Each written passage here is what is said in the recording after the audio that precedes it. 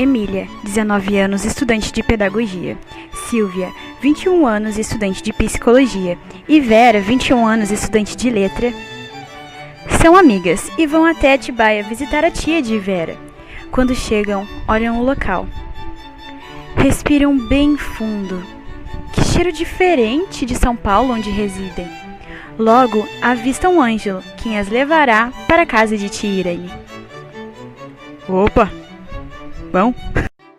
No carro, Vera explica que Ângelo é filha de Eulália, amiga e empregada de tia Irene.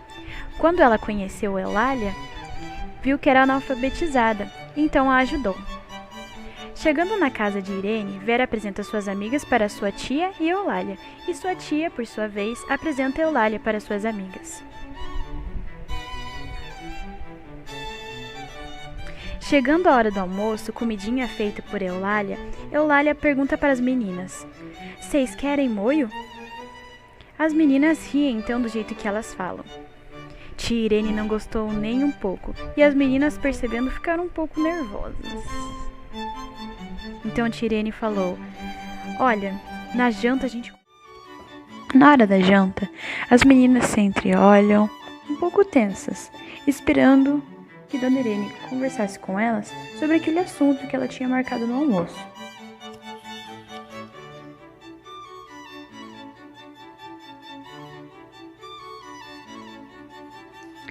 Então Dona Irene pergunta: "Quantas línguas se falam no Brasil?" Silêncio entre as três.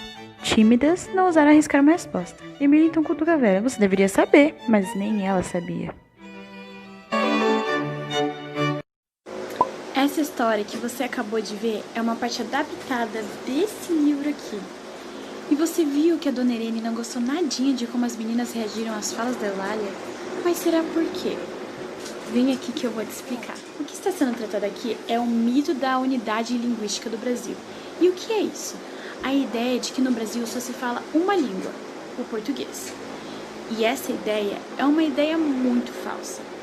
Primeiro, porque no Brasil não só se fala uma língua, existem mais de 200 línguas ainda faladas em diversos pontos do país, pelos sobreviventes das antigas nações indígenas, por algumas comunidades que ainda mantêm seu linguajar, como por exemplo, coreanos, japoneses, alemães, italianos e assim por diante.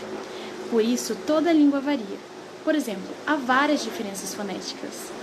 Vamos falar um pouquinho sobre elas? Para a gente entender melhor, vamos definir fonética. Fonética é o modo de pronunciar os sons da língua. Por exemplo, no Brasil falamos chocolate, já em Portugal se diz chocolate. Podemos observar que há uma diferença na vocalização do A. Ele é mais aberto, chocolate, chocolate. Com isso em mente, vamos às diferenças fonéticas. Diferenças semânticas, aquela ligada ao significado das palavras. Por exemplo, a tradução de cueca em Portugal para o português do Brasil é calcinha. Imagina uma mulher portuguesa entrar numa loja de São Paulo e pedir uma cueca para ela usar. Vai causar um maior espanto. Diferenças no uso da língua. Por exemplo, você se chama Silvia e um português muito amigo seu quer convidar você para jantar. Ele provavelmente vai perguntar: "A Silvia janta conosco?" Se você não estiver acostumado com esse uso diferente, poderá pensar que ela está falando de uma outra Silvia. Porque no Brasil, se um amigo fizesse essa pergunta para você, seria mais ou menos assim: "Silvia, você quer jantar com a gente?" Nós não temos, como os portugueses, o hábito de falar diretamente com alguém como se fosse outra pessoa, na terceira pessoa. Isso que eu acabei de falar leva o nome de variedades geográficas, mas existem outras. Como exemplo, a língua quando é falada por um homem, por uma mulher, por uma criança, por um adulto, por uma pessoa que sabe ler, ou por uma que não sabe ler, por uma pessoa de classe alta, por uma pessoa de classe média ou baixa, por um morador de cidade, ou por um morador do campo, e assim por diante. Temos então variedades geográficas, variedades de gênero, socioeconômicas, etárias, de nível urbano, rural e assim por diante. Isso tudo nós chamamos de variações linguísticas, que é o mesmo, mais ou menos, que acontece com a letra da gente. Cada um tem uma letra diferente da outra, única, mas que pode ser lida pelas outras pessoas. Eu consigo entender a sua letra e você consegue ler a minha. Essas línguas mudam com o tempo. A língua que falamos hoje no Brasil é diferente da que era falada lá no período da colonização, quando Pedro Álvares Cabral chegou aqui. e ela tem mudado dentro de 300 ou 400 anos. Essa mudança ao longo do tempo se chama mudança diacrônica.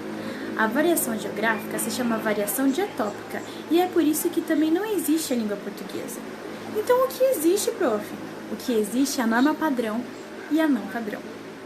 Vamos entender agora um pouco sobre o que é a norma padrão da língua portuguesa. A norma padrão é aquele modelo da língua que deve ser usado pelas autoridades, pelos órgãos oficiais, pelas pessoas cultas, pelos escritores e jornalistas. É aquele modelo que deve ser ensinado e aprendido na escola. Esse português padrão é analisado pelos gramáticos que escrevem livros para descrever as regras de funcionamento dessa norma, livros que impõem essas regras. A Academia de Letras estabelece a ortografia oficial como maneira única de escrever. Com isso, os autores de livros didáticos preparam seus manuais escolares pensando em estratégias pedagógicas eficazes para que vocês, crianças, aprendam a norma padrão com mais facilidade. A impressão que se dá é que a norma padrão é mais rica e mais complexa que todas as demais variedades da língua faladas pelas pessoas do país, mas na verdade ela não tem nada de melhor que essas variedades, ela só tem mais do que as outras. Mas então, Emily, como surgiu essa tal norma padrão? No Brasil, a colonização começou pelo Nordeste. A cultura da cana-de-açúcar fez dessa região o centro político, cultural e administrativo do Brasil. Mas a descoberta do ouro em Minas Gerais tornou o Rio de Janeiro como capital da colônia em 1763. Assim, o Rio assumiu em primeiro lugar a importância econômica, política e cultural do país. Tudo isso fez com que o português formal, empregado pelas classes sociais privilegiadas que moravam em São Paulo, Rio de Janeiro e Belo Horizonte, começasse a ser considerado modelo a ser imitado, a norma a ser seguida, o português padrão do Brasil.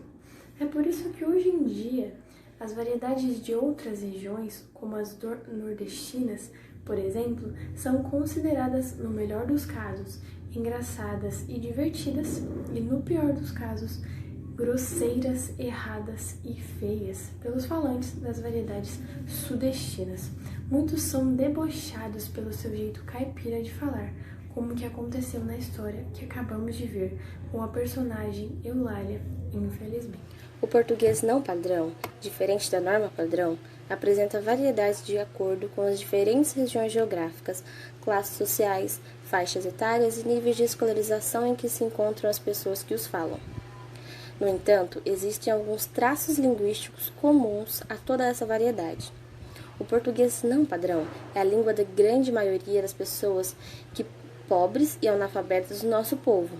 Então podemos concluir que a norma não padrão é praticamente 90% das variedades linguísticas. Às vezes, nós nem percebemos que estamos falando ela, gerando uma confusão no verdadeiro sentido da língua. Como a Emily falou, a língua padrão é aquilo que é ensinado pra gente, normalmente usamos em situações formais. Por exemplo, autoridades, artigos, redações e entre outros. Mas na prática, normalmente usamos o não padrão. Sem perceber, por exemplo, na frase ele me ensinou, nós falamos ele me ensinou. Não ele me ensinou, que é correto segundo a gramática e a norma padrão. Esse caso ainda é simples, mas há extremos como problema, remédio, candidato, e as pessoas normalmente veem isso como uma deficiência linguística. Quando a Eulália fala, vocês querem molho inglês? É o jeito que ela foi ensinada, é o jeito falado no ambiente que ela viveu. Os livros nos demonstram que ela tem origens humildes, gerando essa norma não padrão na vida dela.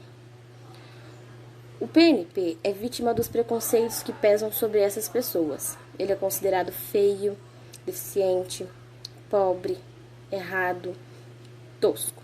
Esses preconceitos fazem com que as crianças cheguem à escola falando PNP seja considerada uma deficiente linguística, quando na verdade ela simplesmente fala uma língua diferente daquela que é ensinada na escola.